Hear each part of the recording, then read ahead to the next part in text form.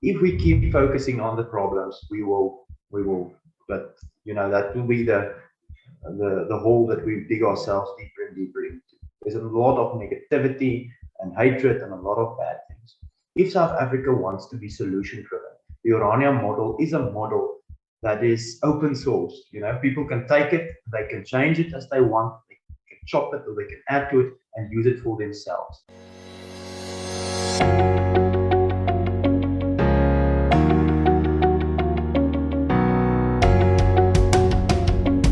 Hello, my name is Donald, and welcome to the #1 media company, WorldView.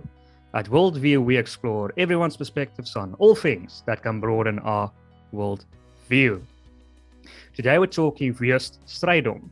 Joost is, of course, the CEO of the Orania Beweging. Joost, welcome to the show. Donald, thank you. It's a privilege to speak to you guys, and we're going to enjoy it. So, looking forward. Now, this is definitely going to be an interesting conversation.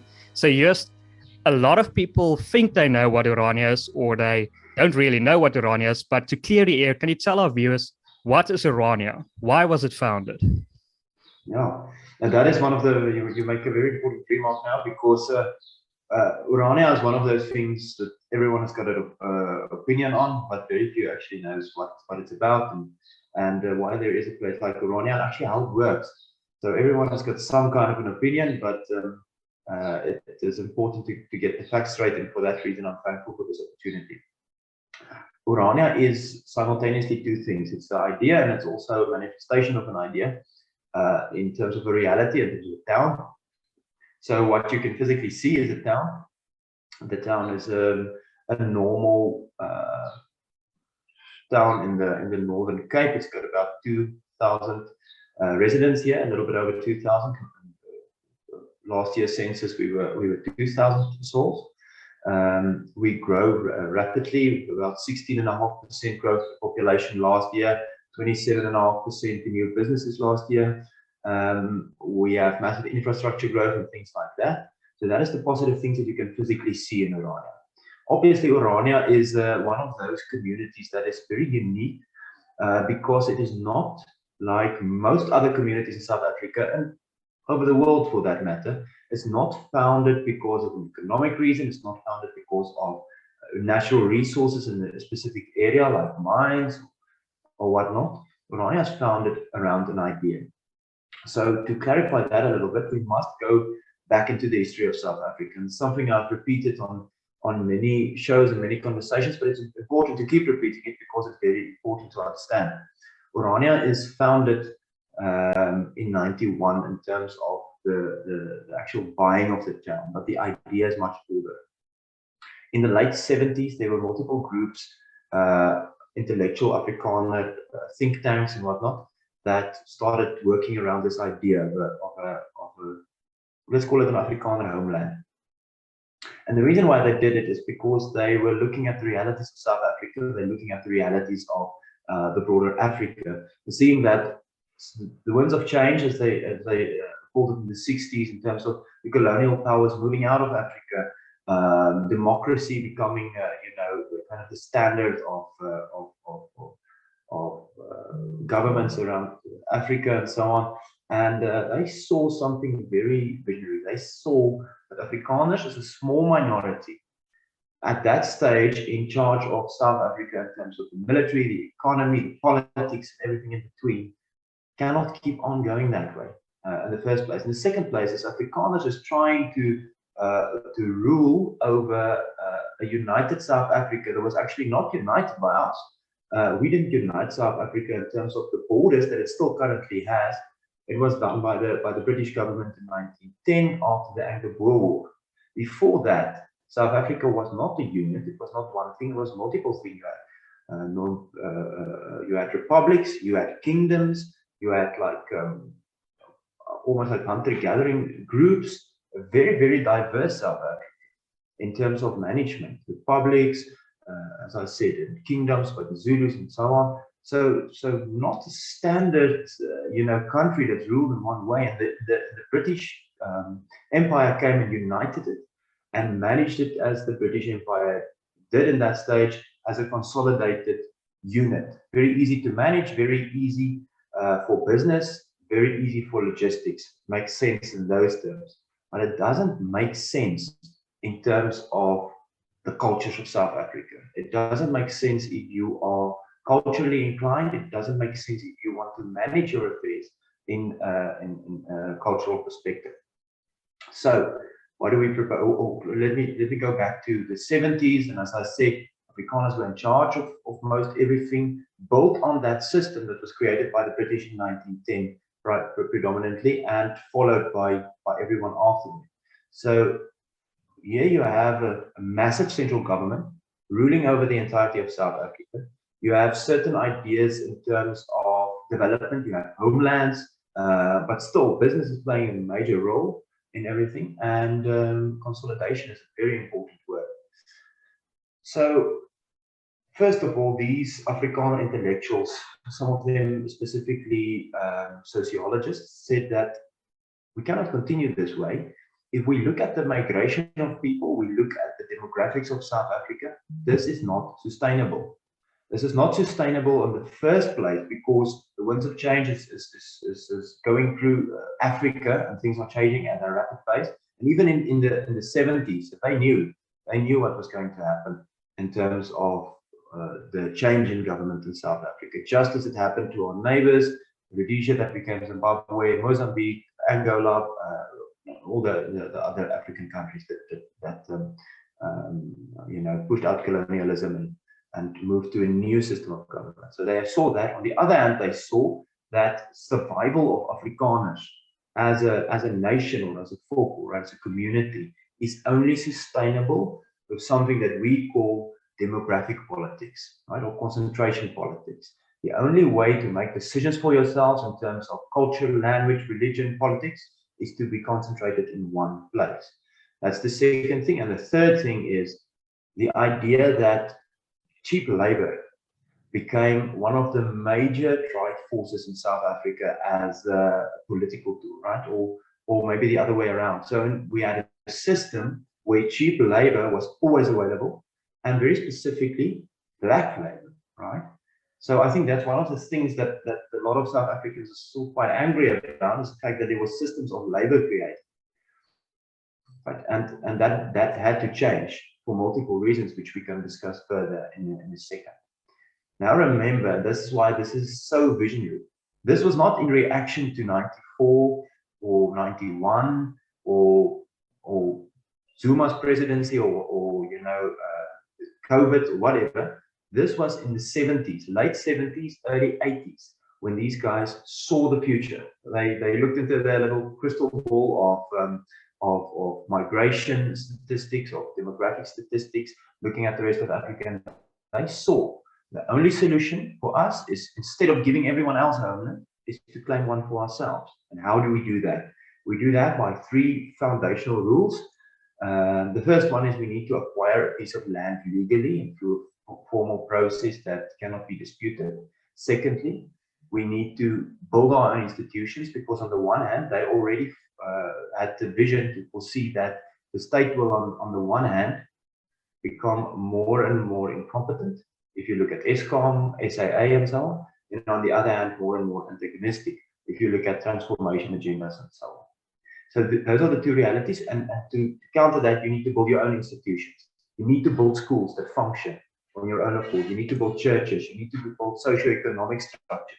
You need to develop everything from chambers of commerce to economic drive forces to recreational structures, everything that you want to work for your community, from power to water to food, everything you need to take responsibility for. Just a side note, that doesn't mean that Orania has got fully, reached all those goals fully. It just means that Orania understands that whatever you want to have, doesn't matter if it's guaranteed in what constitutional, whatever bill, doesn't mean anything if you cannot provide it for yourself. And the third thing, and this is the hard one, because on the one hand, our friends or other Afrikaners don't understand it. It's hard to learn it to them. On the other hand, our opposition doesn't understand it, because if they did understand it, to a large extent, they would think a bit different about Orania. And that's the idea of own labor, right? So our own labor, or arbeid as we call it in Afrikaans, is based on the following. First, Orania is probably the only community in South Africa that broke with the labor systems of apartheid. Nowhere else on the ground level for the normal person that works, that maybe lives in informal settlement, that works in a city, that has to take a taxi or a bicycle to work for multiple kilometers long before dawn, work the entire day in a garden or in a house, and come back at night. Very little change. The systems of labor did not change. Where you had white areas that was protected by the police. Now you have rich areas that's protected by fences in terms of estates, and there's no security police that takes your passbook, but there is a security guard, private security guards that just takes your identity card or your thumbprint or whatever if you come into work, right? So that system of labor didn't change. Orania is maybe the only community in South Africa which actually broke with that idea of cheap systems of black labor and started doing all our own work. Right? What does this mean? It means in Orania, in terms of labor, we do everything ourselves. We build our own houses, we clean our own toilets, we work in our own gardens, we clean our own streets, we take away our own rubbish, all that stigmatized type of jobs, to say we're not above those. We need to take responsibility for it ourselves as a community, right? So of course you can get someone from the community to cut your grass if you may be very busy or disabled or whatever, and you can't do it. But we encourage people to actually do it themselves on the one hand, and if not possible, to use someone out of the community and pay them a decent salary to do that. So that's very important in terms of the philosophical backbone of Orania, the idea of own labor. We cannot stress this enough because people still seems to not understand it. And that includes people that is critical about Orania, that calls us racist, and other Afrikaners who just can't fathom this idea of doing your own work. And I mean, that's a reality. It's not to be, condescending or whatever to some people. But if we want to look at solutions in South Africa, the idea of doing your own work is, labor is such an important divisive factor in South Africa. We need to rethink it. We need to think new. And that doesn't mean communism. It means taking responsibility. So that's maybe let's call it the philosophical or the political background. And that was formalized in multiple structures. Some of the ideas came from Sabra, which was at that time a think tank of intellectuals, and it manifested into Afstig, or the Afrikaner Vryheidsstichting, which is now known as the Orania Beweging. Orania Beweging is kind of the idea organization behind Orania, the architects of the idea, which designs and implements a lot of these things, working with different structures in Orania, be that the municipality or elected officials or whatever. It's also where I'm located, and that manifested in that way. Currently, the Orania Beweging is a membership organization, meaning we get members to donate to Orania monthly. They get certain advantages and so on. We very, very, very, to a large extent, need those guys' support. So we got about just close to 7,000 members supporting the Orania movement on a monthly basis. There are certain advantages to them, but in the broad spectrum, it's just they want to support us. They want to see Orania developing. So, okay, so that is the theoretical background. Then the practical background is that there was a town that was created in the Verwoerd era by the Department of Water Affairs to house the workers on what is now known as the Kloofdam and the channel systems. The idea was to get the Orange River sustainable, and in doing so, they needed housing for the workers to actually build the channels, build the dams, and so on. And when the project stopped, the town was abandoned. It's not a lot of infrastructure. We developed a lot more over the years, but there was some infrastructure, and the town became a ghost town. Got in a very bad shape, and got available to buy. There was an advertisement in the Landbou Weekblad, and some guys saw it and started the process and bought the town. And since 1991, we deliver our own services, we grow our own economy. We do our own work, and we have our own place. So that is Orania in a nutshell. That's fascinating. I always thought that Orania was born out of the end of apartheid, but like you were saying, the idea goes all the way back to the 1970s. But in terms of that membership, so are you saying there's more people supporting Orania than people actually reaping the benefits? Yeah, that is the fantastic thing about Orania. And we always, I don't want to use the word market because it's not a sales pitch. But if we try to explain Orania to people, we don't want to, there's a lot of advantages if you live in Orania. It's a safe and prosperous community. It's lovely to live here, wonderful people, although it's extreme heat and extreme cold in the winter, very little rain, semi-desert environment and so on. It's really nice to live here because people are aligned. There are very few levels of separation. People are willing to sacrifice for another, help one another in emergency situations, help build, help create, and so on. But when we explain Orania to people, we always take the angle of what can you do for Orania? How can you help? Because, I mean, anybody wants to live in a functional municipality. Anyone wants to live in a safe area. Whether you be a starch capitalist or a communist to the worst degree, everyone wants that basic things like safety and security and safe place for their children. So we want to put Orania forward as the set of ideas that it is, and also you need to do your part. Orania asks a lot. Orania really do ask a lot. You know, it's not always you have to do your part. Let me just put it that way. And that's why it's so fantastic for us from the Orania movement to see record amounts of people actually joining the movement.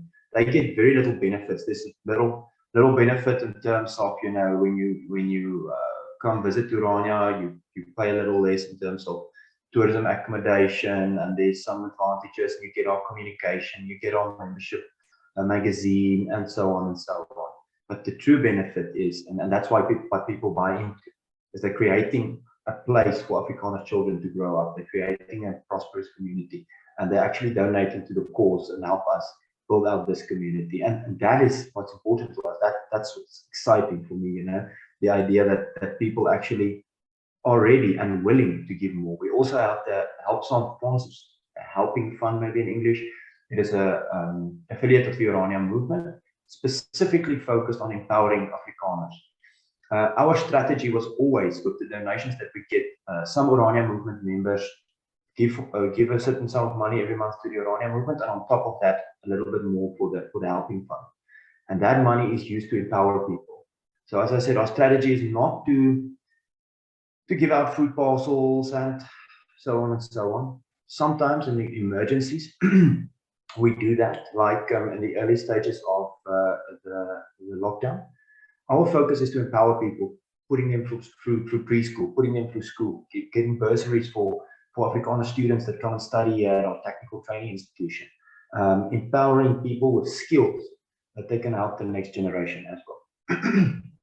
Excuse me. So that is the strategy, and that's what we do with the donations now that we support. We also donate to infrastructure development projects. And in that sense, every member of the Orania movement actually contributes physically to the manifestation of the growth of Orania. Yeah, that's interesting. But Joost, is Orania tied to the idea of a Volksstaat? What happened to the idea of a Volksstaat?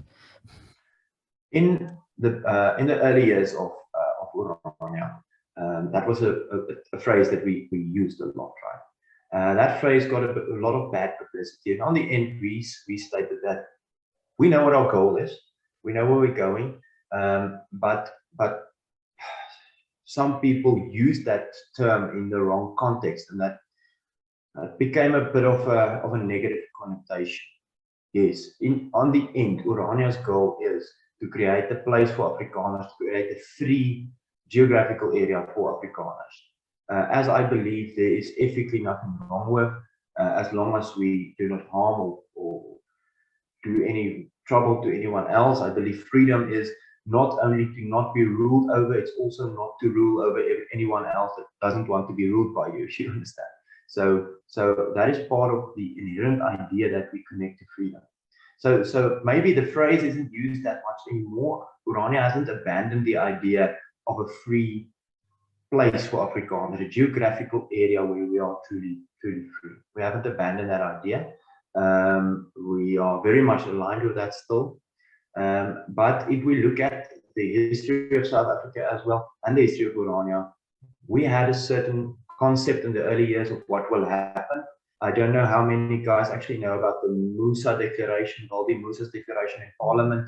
I'm not sure if it was still in Mandela's Parliament or maybe in Mbeki's Parliament, where they actually put forward a declaration, a court of self-determination that, and I think the phrasing goes something like, people just Google the Musa Declaration, goes something in the line of the pursuit for Afrikaner self-determination in the northwest part of the Northern Cape is a legitimate pursuit that actually passed Parliament, signed by Goldie Musa at that stage.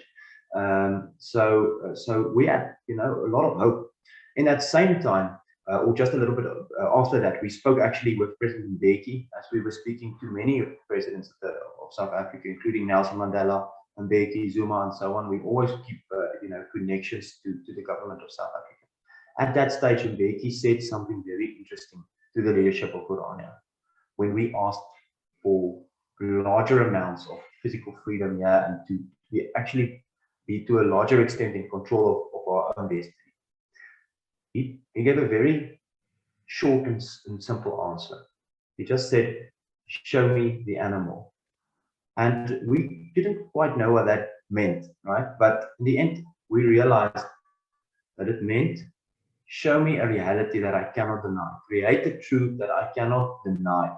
And that's the fact. Orania can only be successful if we follow our recipe of concentration politics. 2,000 people is not a lot. 16.5% growth is a lot. If we can continue with that trajectory, soon we will be a majority. And that's the reason why Orania was chosen in a semi-desert area. An empty space where there's a very low population. The Northern Cape is not only the biggest, but also the lowest populated area in South Africa. That's why we chose it. We can be a majority, and without harming or making trouble with anyone else, we can create a space which is locally dominated by Afrikaners, where we can speak Afrikaans in our schools, where we can practice our Protestant faith, where we can build Afrikaner institutions and work on our own destiny. And I think that, in the end, is the most important thing. Concentration politics is our destiny.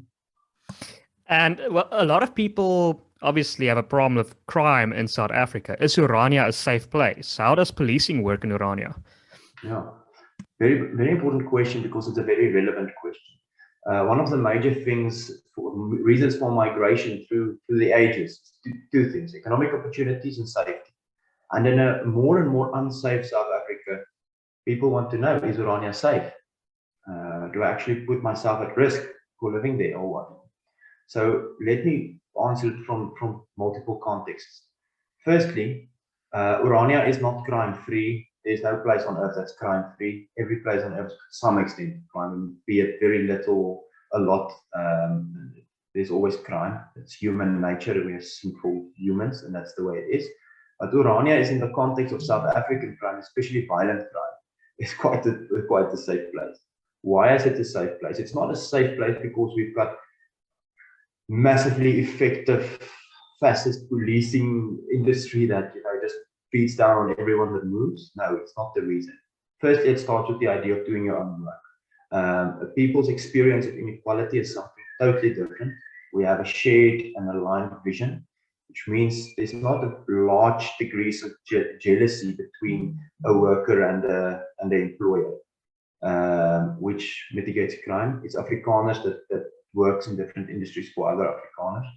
Secondly, we project Orania's safety not as the effect of a centralized police force or something like that. We believe that every member, every citizen, every person living here share the responsibility of helping to keep Orania safe. The community needs to be vigilant, and if every member of a community is vigilant, all on the lookout, constantly making sure that the community is safe, it's something totally different than 2 or 3 police officers working on their own trying to control and dominate an area.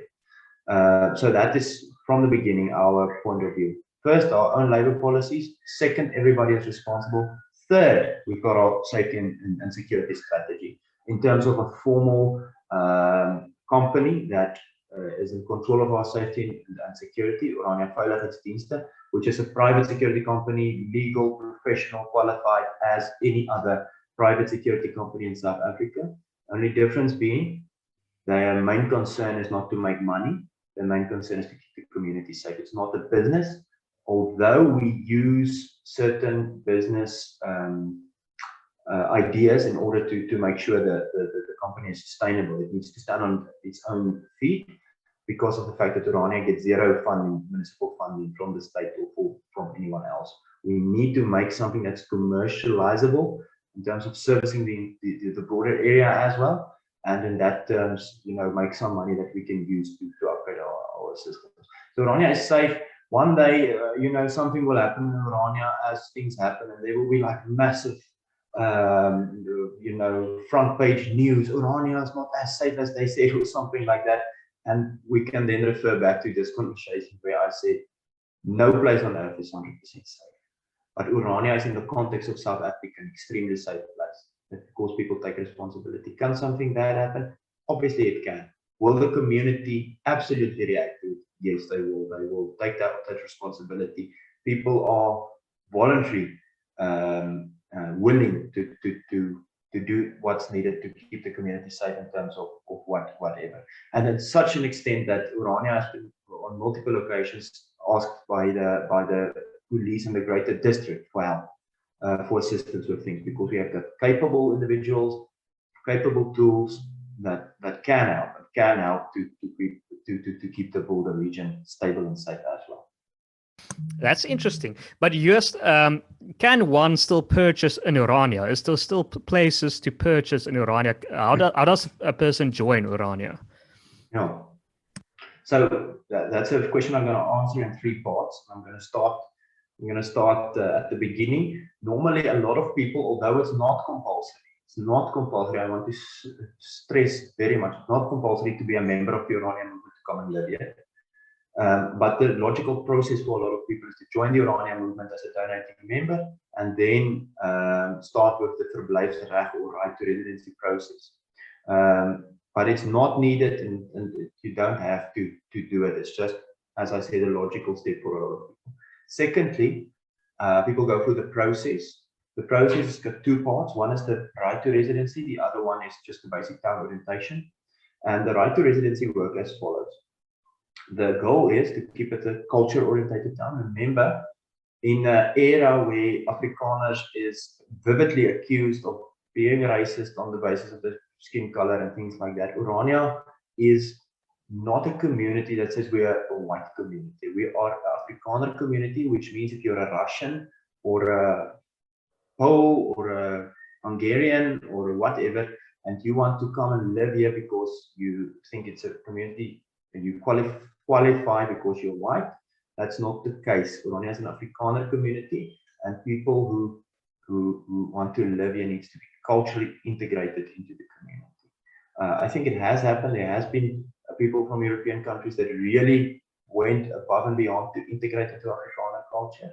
It has happened, but in the end, the verblijfsrecht committee, their work is to make sure Orania stays a cultural community. There's other things that's important to us, such as religion, such as culture, such as language. So then you go through that process. That's firstly an administrative process. We do a criminal background check, and if you had a parking ticket in 1982 and you have a criminal record for that, I mean, obviously it's not going to disqualify you, but if you want it for murder or rape or massive drug trade or something like that 2 weeks ago and there's still a court notice in your name, we're not going to grant you that right. Then you go through a process, the administrative process in terms of, are you aligned with our vision, or are you just coming for the benefits of Orania? I mean, you can't really test that, but we want people to know we're culturally inclined, we're proud of our history, our religion, and so on and so on. And do you associate yourself with this? And I always say the following. In moving to Orania, in going through this process, there's 3 role players, right? The first is the person that's moving here. Do you actually want to live in Orania? Do you align yourself with our vision? If you do, I mean, or let's say if you don't, no one can force you to come and live in Orania, and you should not. Well, there's some people who've tested our process, which were not aligned at all. And then we just sent them the letter, go through the process if you want to. But if you truly want to live here and you're truly aligned with the vision, you're the first rule player. The second one is the administrative process in terms of the interview. There's a small interview, and you fill in some forms and so on. And the third is the community. The community always has a say. I mean, a community can make you feel welcome or unwelcome. I mean, that's the point. But for the rest, you go through that process. You speak to normal, everyday man on the street, people from Orania, a small committee that's formed to make sure you're aligned with everything. And when you go through that, there's an orientation of 2 days, telling you the political history of Orania, why the idea of own labor is so important, how does things work, how does safety work, how does rubbish removal work, how does basic municipal service delivery work, and so on and so on. And then you move here and you start your business or whatever you want to do. So that's basically the process in a very, very short explanation about that. So just to be clear, a black person or a colored person or an Indian can join Orania as long as he is an Afrikaner or he is willing to embrace what it is to be an Afrikaner. No, that's a complicated question which one cannot expect a simple answer for. I think if I try to simplify the answer, anyone can apply to live in Orania. But we must remember that culture is not only a language, it's not only one aspect of the entire culture, right? So I've never let me give you a good example. Orania's got a agreement, a memorandum of understanding with the Xhosa community, Mnyameni in the Eastern Cape. And what happened there is they want to be less sufficient on the government, on the ANC. They want to be more self-sufficient and so on. It's a totally Xhosa community, 100% Xhosa community. I enjoy going there. I enjoy liaising with them. Wonderful people, very much driven in terms of self-determination. Very positive. They've learned a lot of things from Orania in terms of our banking system and things like that we use. I've never wanted to go and live there myself. Firstly, I don't want to go through their initiation processes. There's a lot of things I can't speak Xhosa, and I am not a Xhosa. I think it would not be justified for me to go and live there because I am not a Xhosa. So I think that's the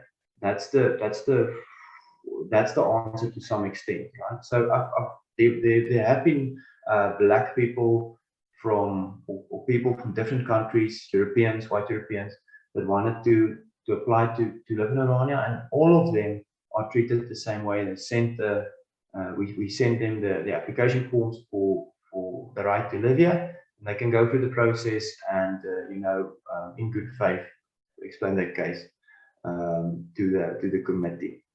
But in the end, as I said, being an Afrikaner is something with historical connections, with a shared history, and so on and so on.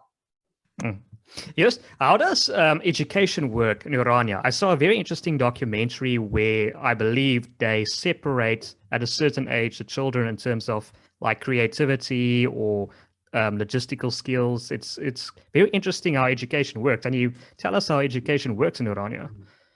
We're not there yet. I think that's maybe the Finnish model that I think we could definitely embrace to an extent. Very, very interesting. What Orania have is 2 school systems. And there can be more in the future, I guess. Currently we have 2, both are primary and secondary schools. But it's totally diverse systems. The one is the typical school system as we know it in South Africa, the school system of the English origin. Uniforms, discipline, and the normal kind of things. It's a CFO school, and the biggest school of the 2, and they for a population of just over 2,000, they've got 480 children in school, so it's quite big. Also, a lot of people from the broader region that comes here because of good opportunities in sport and culture and so on. So that's more your normal schooling system. And then we've got a bit of an alternative schooling system as well, in terms of full school Orania, which is a child-driven schooling system. So how it works is The child takes responsibility for the subjects for the week, right? So if I come in on Monday morning, I'm not in the mood for Afrikaans, I do my math. Or if I'm not in the mood for math, I do my science. But on Friday, I need to check with a teacher that everything is done for the week. So I can either get a equal sign for all my subjects, meaning I'm up to date, or I can get a minus if I'm behind schedule, or I can get a plus if I'm a week ahead of some of my subjects. And that could win me a ticket to go home earlier the next week, right? So there's some bit of incentive to work harder. And that is totally self-discipline driven system. The teachers are only there for assistance. There aren't classes, except if you want something to be specifically explained, but you work on your pace with your discipline, meaning that both children that needs a bit of extra attention and children that are extraordinarily gifted can actually work on their own pace and fare very, very well. Yeah, but in terms of curriculum, the law requires you to follow the national curriculum, obviously. So we do that. We don't take anything away from that because our matric is valid as any other child in South Africa's matric certificate. And you can study anywhere, even internationally, with that, obviously. But we add on, we put some extra material to the curriculum in terms of our own history, which is not represented in the South African curriculum, obviously, all that well anymore. We add a bit of religious studies, we add a bit of history, as I said, and so on and so on. So we don't take anything away, and a child has the full qualification as any other child in the South African school, but we do add a bit. We do add a bit. Yeah, that's interesting. I mean, and very productive. You're teaching the child to become independent, but you can do that because these are private schools. That's why you have so much independence. Yeah, both schools are private, and that helps a lot. We like to follow in all instances in Orania the idea of becoming less dependent on the state for things like financial, any financial structures, or municipal level, school level, anything. We rather do something that takes a bit longer, but we do it ourselves with our own funding, or with donations, or with some plan that we made, rather than be dependent on the state. And that's quite tough, you know. Sometimes you know, you are you really would like to have some state money to just do things a bit faster, but we have to be consistent on that, to as far as possible only use our own resources. Yeah, and on that note, and state overreach, has there been attempts to squash the idea of Orania by the state? Right? How do you maintain your general independence? Very interestingly, one of the main things that's now relevant with the news stories of recently is Orania's municipal status, which was the state wanted to deny it when they changed to the wall-to-wall municipal systems in 2000. And there was actually a high court case about it. But the state, I don't think they took it very seriously, because little town, 300 people in the year 2000, very small town. And they were busy with bigger things, you know. They didn't take this court case of Orania's municipal status very serious. But when they opened their eyes, it was like a few days before the election, and the court just said, listen, if this is not settled, the election can't continue, because there's a municipality which is the status of the municipality is unclear. We can't. The entire country's election, municipal election in 2000 would be postponed, and obviously nobody wanted that. And we settled with the state outside of court, granting Orania a totally unique and to a large extent independent municipality. So we have 0 political representatives in our municipality. We have elected officials that's directly elected by the people. I don't vote for a party, I vote for a person. If I want that person to represent me there, I vote for him specifically by name. I don't vote for a party that can go in a coalition on, you know, elect someone again or whatever. We vote specifically for people. I think that's fantastic. It's a new system. I think the entire South Africa should be run on a much more localized political system, but let's leave that there for a second. So that was one of the major things that turned into a major important victory and milestone for Orania's municipal elections and management, giving us a lot of local freedom.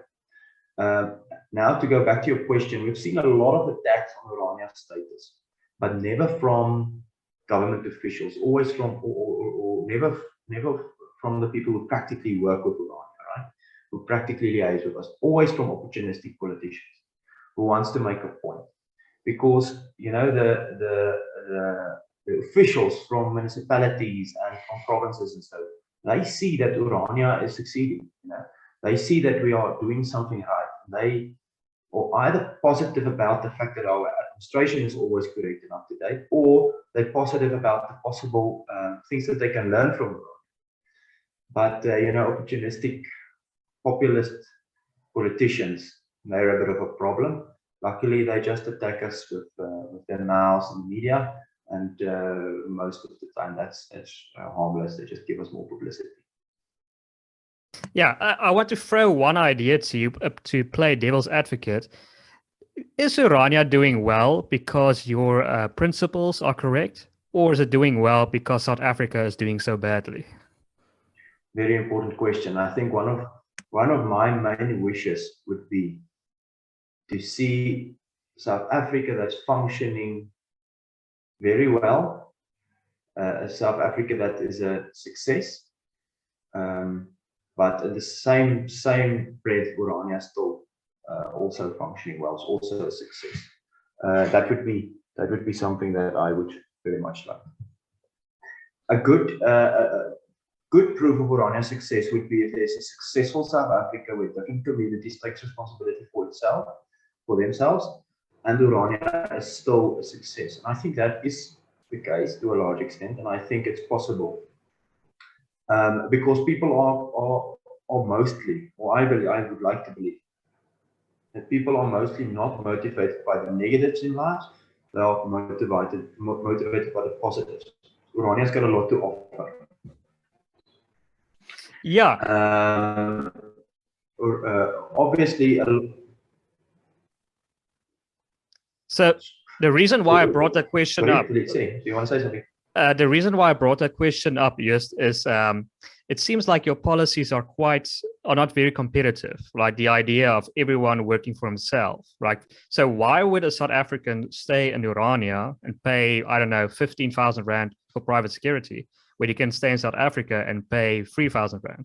So why? So, you know, once again, why I brought that question up is because you don't really have any competition at the moment because South Africa is struggling so much. But if South Africa got the story, if they sort of things out, that might change for you. Yeah. Well, I'm not sure about the 15,000, 3,000 comparison, because I think if we pay a very, very small people security in Orania, but that led there. I think the question here is, what do Orania want to achieve? We have a certain set of principles that we actually want to build out and empower ourselves into. So if South Africa is a success, or there are other communities that are successful, it's a positive thing for Orania, because the incentive to move to Orania then isn't, well, Orania is safe and it has job opportunities, which it is and which it had, but the incentive then is, I'm aligning with these principles.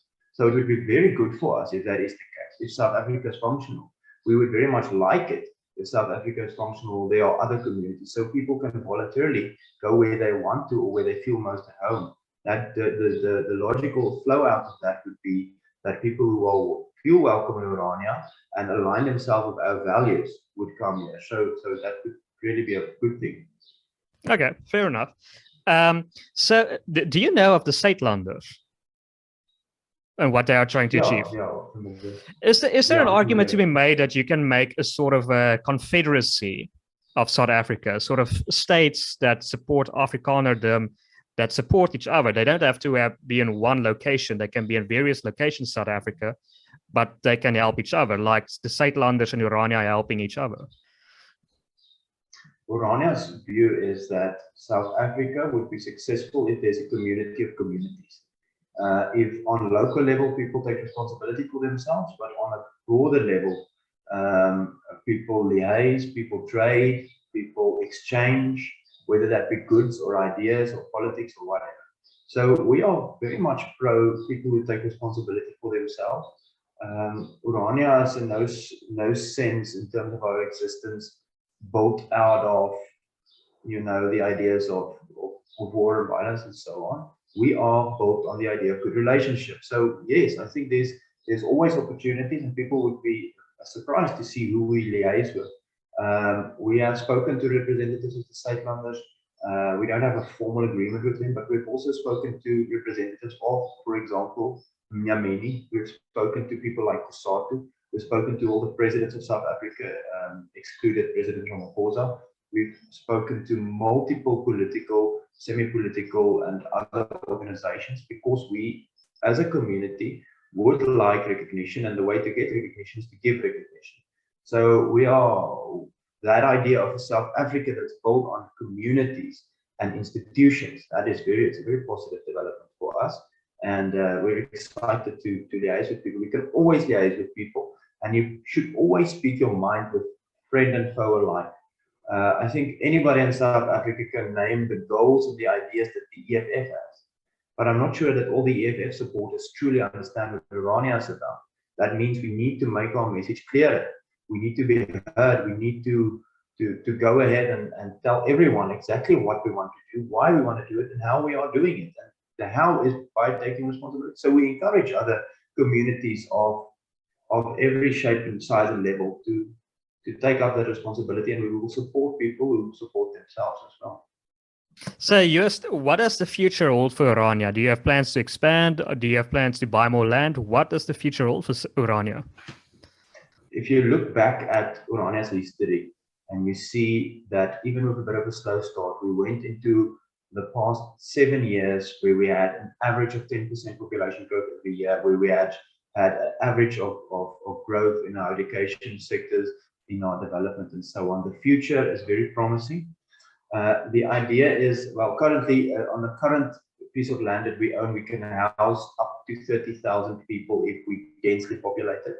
Although our short to medium term plan is to develop something like a city in an understandable context. It's something like a city where Afrikaners with specialized skills can find a place where they can work and live, because a lot of Afrikaners are specialized people in terms of their occupations.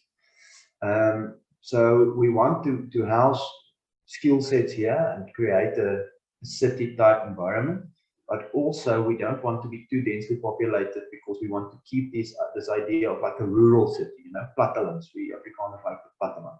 So we want to keep and promote that.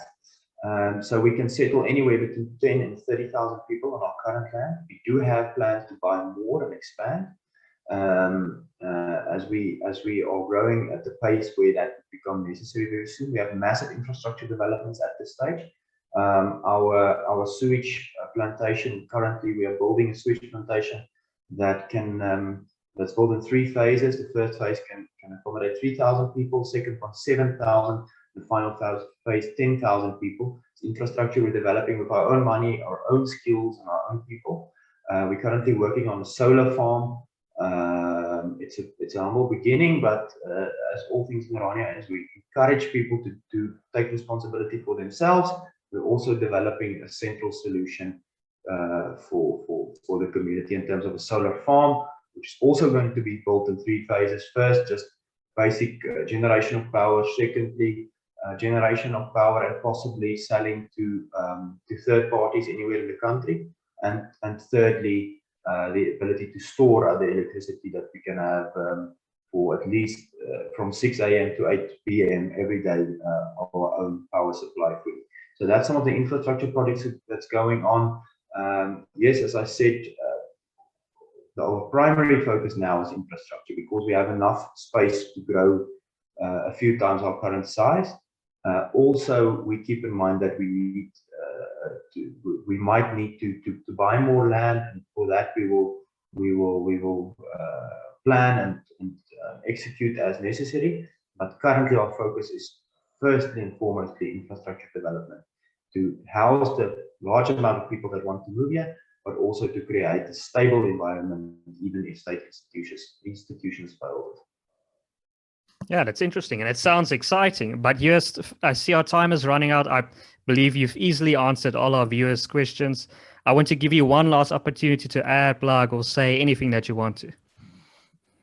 Thank you. That is a nice open card to play. Thank you for that. Well, firstly, thank you for the opportunity to be on the show. And if there's more questions, people are welcome to direct it to our webpage or our Facebook page or social media on different Telegram or whatever they find us on. But let me just lastly state this.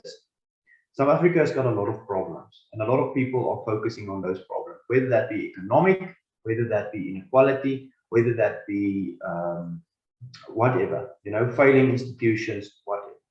If we keep focusing on the problems, we will, but that will be the hole that we dig ourselves deeper and deeper into. There's a lot of negativity and hatred and a lot of bad things.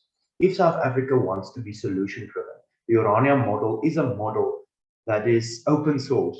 People can take it, they can change it as they want, they can chop it or they can add to it and use it for themselves. Inherently, the Orania model is take responsibility for yourself.